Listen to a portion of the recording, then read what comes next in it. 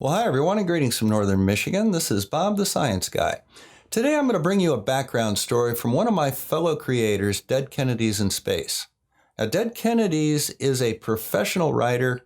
His videos are extremely well researched, and his delivery, quite frankly, is flawless. In many cases, when you're dealing with things like the flat Earth and young Earth creationism, one of their techniques is to try and misrepresent the meanings and intentions of words and definitions. So, for example, in flat Earth, we find that the important thing on the independent variable is who manipulates the variable, not the fact that the variable is changed and we measure the results on the dependent variable. It's who physically wiggles the variable. And in young Earth creationism, what they do is they take words from the English Bible that are the result of many translations from the original language of the Bible, and then try and assign new meanings to them to show that it somehow supports their narrative of a young Earth. So let's cue up the music and see Dead Kennedy in Space talking about words that are misused by creationists. Before I get too far into this video, I want to thank and shout out a subscriber and good friend. His name is Jeremy, though he goes by the slightly more wordy username of BatmanFanForever08. He is a devout Christian and a promoter of truth. He works extremely hard to show that Christianity does not in fact agree with the flurfers. He helped immensely with this video, and I want to thank him for that, and also point out that he's continuing to do good works on his own channel, creating a whole series of biblical proofs of the globe and refutations of the giant pizza. If you're a Christian who is, like most Christians, sick of flat earthers attempting to usurp your faith, check out Jeremy's channel in the description and drop him a sub. So, the Bible and flat earth. This is a difficult subject. Not only do most flat earthers tend to be religious, but the vast majority of skeptics and flat earth debunkers tend to be atheistic, agnostic, or otherwise non-religious. The reasons for this are various and another topic in and of itself, so today I'm going to ignore my natural distaste for religion, and I'd like you all to do the same. What I want to stress in this video is the majority of modern Christians do not buy into the flat earth lack of theory, and if they are so inclined, they can find ammunition against this sickness within their own good book. So, without further ado, let's go over 8 biblical words and phrases that flat earthers use completely wrong. Number 1. Firmament. The biggest and most important. There's no consistency to flat earth, hence why I detest calling it a theory. Some don't believe in the firmament, but most do. There is no space because the sky ends in a dome over our heads that separates us from the waters of heaven, or something. The idea of the firmament comes largely from Genesis 1:6. Then God said, "Let there be a firmament in the midst of the waters, and let it divide the waters from the waters." Of course, the Bible was not written in 17th century English. It's important to remember how many times the Bible has been translated, from what languages, by who, during what time period, and for what reasons. The word firmament is anglicized from the 4th century Vulgate word firmamentum. The Vulgate is a Latin translation of the Bible, commissioned by Pope Damasus I to revise the old Latin Gospels then in use by the Roman Church, and was in fact done by translators who held different text type preferences. Firmamentum was used to translate the Hebrew rakia, which I'm probably pronouncing wrong. This Hebrew word means nothing more than expanse, and refers to the expanse of the sky that God named the heavens. The further back one goes, the less evidence there is that this verse was ever in fact referring to any sort of solid object above our heads. The firmament, simply put, doesn't exist and was never posited to exist. Number 2. The four corners of the earth. Isaiah 11:12 says, "And he shall set up an ensign for the nations, and shall assemble the outcasts of Israel, and gather together the dispersed of Judah from the four corners of the earth." Of course, the implication here is that this must depict a flat earth, as a spherical earth categorically cannot have any corners. However, the word translated as corner is the Hebrew word kanap, which, like many Hebrew words, can be used in a variety of ways. In general, kanap is most frequently used to simply mean an extremity. The same word is translated as borders in Numbers 15:38, and in Job 37:3 and 38:13 as ends. If one wants to argue that this time the intention was to convey corners, then there are issues to contend with. Here are 5 different Hebrew words which more specifically refer to corners that could have been used, and yet were not. Until the question of why they were not used, and canap was, I maintain that the intention was simply to refer only to the extremities of the world. 3. Ends of the earth. The phrase ends of the earth appears 28 times in the King James Bible. Of course, a spherical earth has no ends, but a flat one would. However, Bible literalists tend to forget that idioms exist, and still existed back then. To explain for anyone who may not know, an idiom is a collection of words used in a way not deducible from the individual words themselves. For instance, the phrase "lend me your ears" has nothing to do with the literal borrowing of someone's ears. Additionally, putting one's foot in one's mouth refers to unintentionally saying something offensive or stupid. Every language in history has made use of idioms, and one of the difficulties of them is that they frequently do not translate well in other languages. For instance, this Russian phrase translates as "where the crawfish hibernate," and makes no sense to anyone who doesn't know about the fate of peasant criminals who were sent into freezing water and frequently died to retrieve shellfish for their Russian landlords. Ends of the earth is an idiom as well. It is intended to refer to the uttermost reaches of the inhabitable world, and is in fact sometimes used to refer to the people who inhabit these remote places, as seen in Psalms 67:7 and 98:3. Number 4. Pillars of the earth. Samuel 2:8 states that, "For the pillars of the earth are the Lord's, and on them he has set the world." This would seem to conform to ancient Hebrew cosmology in which the earth sits on pillars above Sheol, a place of punishment for the dead.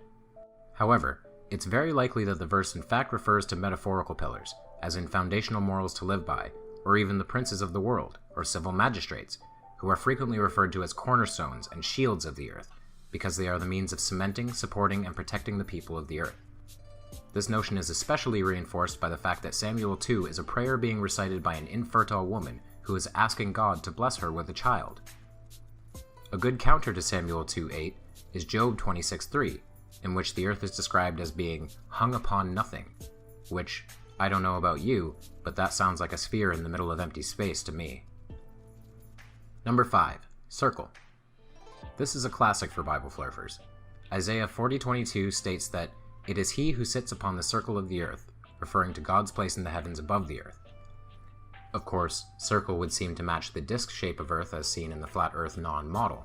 However, I would like to offer a counter in the form of a simple geometry problem. This is a question I can ask flat earthers about many things we can observe that I don't believe I've ever seen them answer honestly. What shape looks to the observer like a circle, no matter what angle it is viewed from?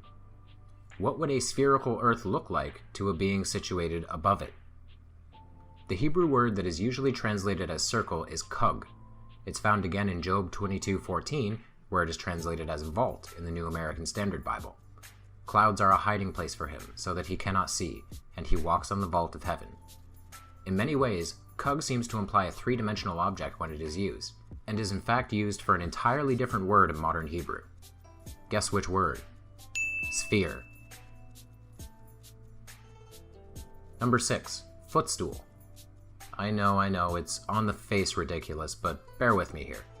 Before I started this channel, I was watching a video with some friends by TigerDan925 about how the Bible proved a flat earth. We were laughing hysterically throughout it, because we kept noticing the way he was interpreting words literally, like pillars and foundation, but then we came to footstool.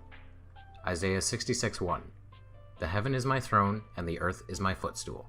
At this point, we paused the video and I turned to my friend, who had already saw it before, and asked, "He's not going to do what I think he's going to do, is he?" My friend only smiled and nodded. We unpaused the video and Tiger Dan said, "This is what a footstool looks like," cutting to a picture of, you guessed it, a literal footstool. Here's a simple fact for Bible literalists. If you're going to say everything is to be taken literally, you have a laundry list of contradictions and problems to deal with. It's a metaphorical footstool. That's all. Number 7. Heights. This is another bizarre one. Bible flurfers frequently state that the height of things like trees and mountains indicate a flat earth. For instance, Daniel 4:11, which reads, "The tree grew and became strong, and its top reached to heaven, and it was visible to the end of the whole earth." Of course, on a sphere, there is no way a tree could be visible from everywhere on earth. However, this is a moment in which we must remember the context of the passage. The 4th chapter of Daniel is actually an account of a dream had by King Nebuchadnezzar.